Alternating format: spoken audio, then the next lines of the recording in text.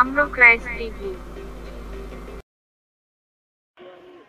हजुरहरु पनि आफ्नो गवाई भन्नलाई नशर्माउनुस् है।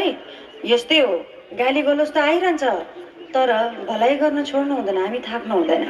हेर्नुस्, आखिर यो संसारबाट जाने नै हो। राजा महाराजा जसले 30 केजीको तरबार बोक्ने राजाहरू त गए। कुनै रहन्छ र यहाँ गएन र? कसैले जडा गाडेर यहाँ बस्नलाई आएको होइन, सक्दा पनि सक्दैन। जाने नै हो। जानुभन्दा अगाडि किन आफूलाई परेको सत्य घटनाहरू, सत्य कुराहरू बताइदिउँ न। फेरि म चाहिँ कस्तो गायिका पऱ्यो भन्दाखेरि मेरो अपोजिट जो हुनुहुन्छ मेरो आफ्नै परिवार हो। हिजो हामी भेटा आयो नि त, कति रमाइलो। आमा एकैछिनमा ल हेर त ल। अब हिजो हामी जुन घरमा बसेको, आज बिहान भरिभरि हाँसेर रमाइलोको साथ हामी यहाँ स्टेजमा प्रोग्राम गर्न आयौँ। त्यो घरको धन्यवाद दिन्छु। घरको जति पनि सदस्यहरू हुनुहुन्छ हामीलाई यति धेरै सत्कार आदर प्रेम गरेर राख्नुभयो, उहाँहरूलाई पनि धन्यवाद। अनि मेरो आवाज चाहिँ नबिर्से तिमीलाई, नपाए तिमीलाई, बिना अर्थ दिलमा सजाए तिमीलाई, तिर्खा लाग्यो पानी खाए मैले के बिराए, मैले के बिराए। गोर्खा पल्टन लगायतका अनगिन्ती हजारौं गीत आए, सयौं गीत हिट खाए, आगो जली हिट भए। त्यस पछाडि मेरो आवाज सर्पको जस्तो हुन थाल्यो, यस्तो खालको हुन थाल्यो। अब यो घाँटीले न स्टेज सो हुन्छ न रेकर्डिङ हुन्छ, कति गाह्रो हेर्नु त मलाई। त्यतिखेर 7-8 वर्ष अगाडिको कुरा हो यो। त्यतिखेर रेडियो नेपाल र यो टेलिभिजनमा त अन्जु पन्तले किनेर राखे जस्तो के, आधा घन्टा 1 घन्टासम्म मेरै फोटो बजाएको छ, गीत बजेको बजै। अनि धेरै गीत बजेको कारणले गर्दाखेरि कति अडियन्सलाई थाहा भएन अन्जु पन्त कुन अवस्थामा छ भन्ने कुरा थाहै भएन। अब गीत गाइरह होला, हिँडिरह होला, होइन स्वस्थै होला भन्ने भयो। तर आज पनि मेरो दर्शक श्रोताहरू कति विदेशबाट मलाई कल गर्नुहुन्छ, एसएमएस गर्नुहुन्छ, मेरो पेजहरूमा मलाई फलोअप गर्नुहुन्छ। तपाईँलाई कस्तो छ, ठिक हुनुहुन्छ भन्नुहुन्छ, कति चिन्ता व्यक्त गर्नुहुन्छ। उहाँहरूले यति धेरै माया गर्नुहुन्छ मलाई, म भनेर साध्य छैन।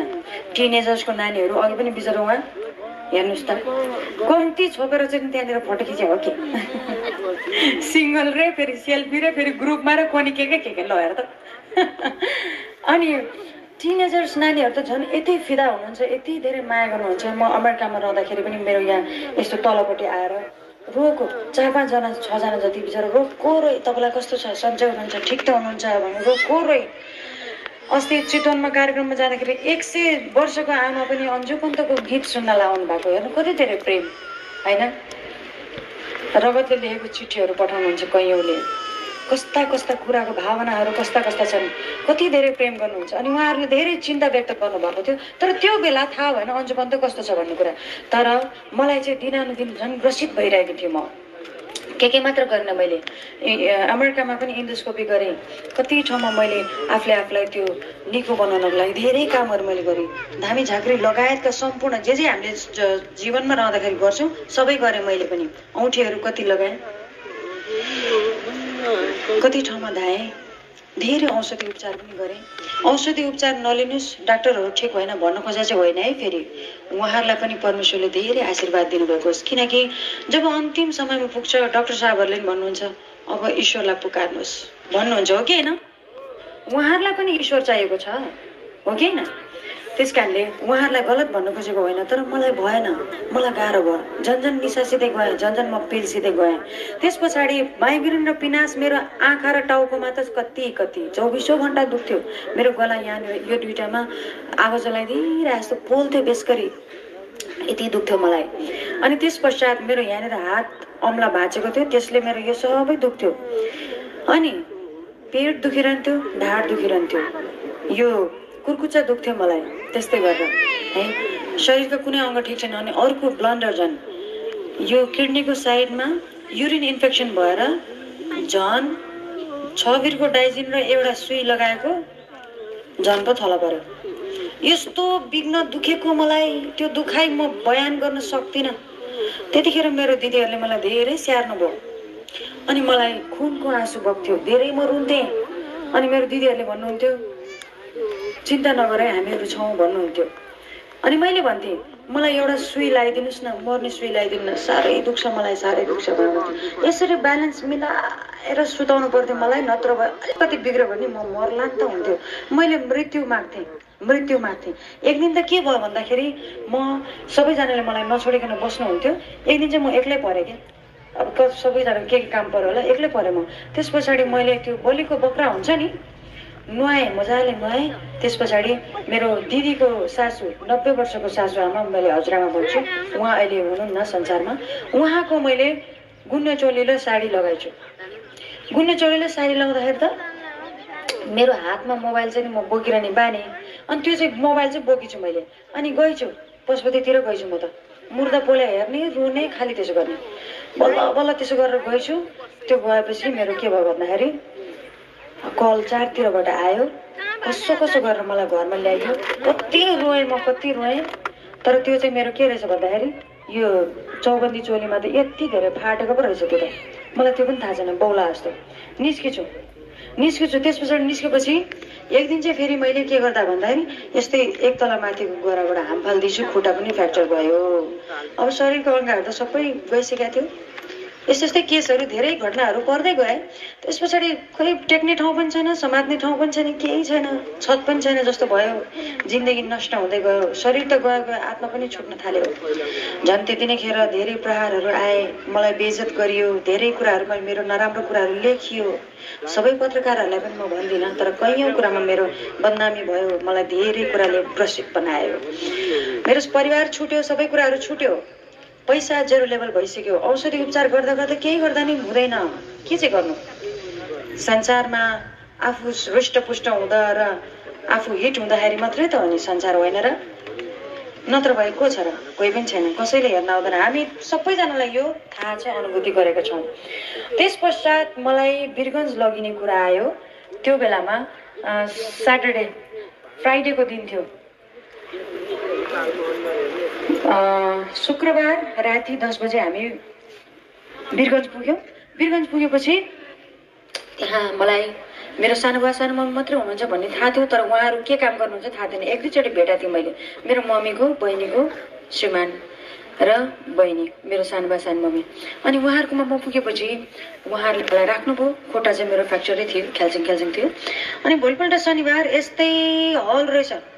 हलमा एकजना, दुईजना, तीनजना गर्दै धेरैजना आउनुभयो, जसले मलाई चिन्नुहुन्छ, अन्जु पन्त। उहाँहरू यति खुसी हुनुहुन्छ, म दुःखी छु, म रोएको छु, मेरो आत्मा साह्रै दुखेको छ, शरीरहरू साह्रै दुखेको छ मेरो। त्यस पछाडि मलाई राखिनुभयो त्यहाँनिर, त्यो उसमा बैठकमा राखियो। अनि डाङडाङ डुङडुङ गीत बज्न थाल्यो। गीत मलाई अचम्म लाग्दो अनौठो खालको फिल हुँदै गरिसक्यो मलाई त्यो गीत सुन्दा। एकैछिनमा एकदमै मलाई अनौठो फिल हुँदा मेरो शिरमा एउटा हात आयो। अनि मेरो कानले मैले धेरै मन्त्रहरू लगायतका धेरै कुराहरू मैले जानेको छु, मलाई थाहा छ। म धेरै सानैदेखि म धेरै ईश्वर खोज्ने मान्छे हो।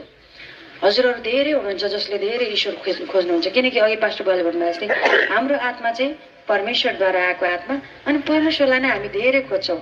अनि खोज्ने क्रममा कहाँ दरबदर हामी भट्किन्छौँ। पिके फिल्म हेर्नुभएको छ है? पिके फिल्ममा रङ नम्बर र राइट नम्बर भन्छ नि,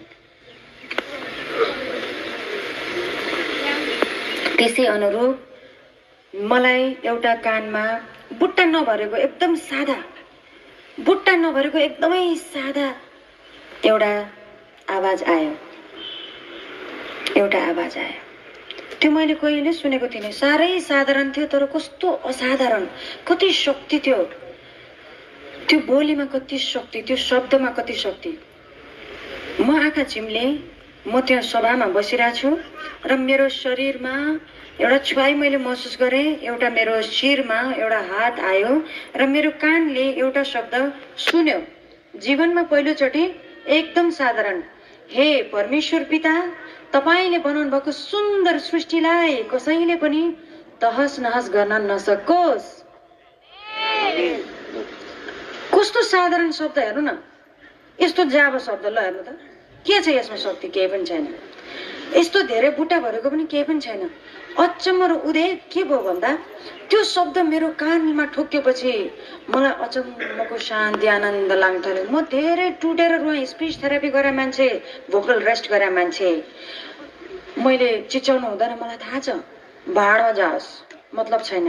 यत्रो अडियन्स छ, मलाई लाज हुन्छ, म रुनु हुँदैन, त्यो पनि मलाई थाहा छ। त्यो पनि भाडमा जाओस्, मलाई मतलब छैन।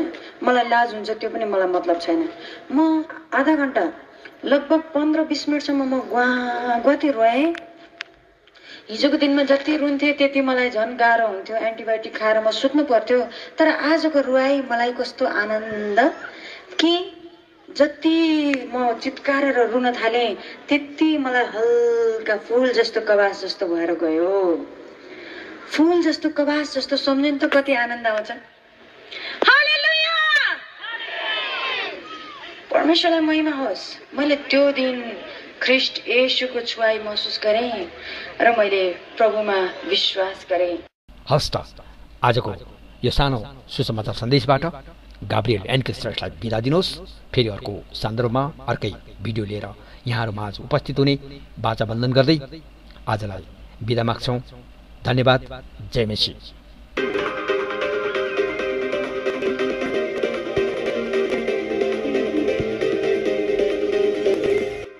हाम्रो क्राइस्ट टिभी।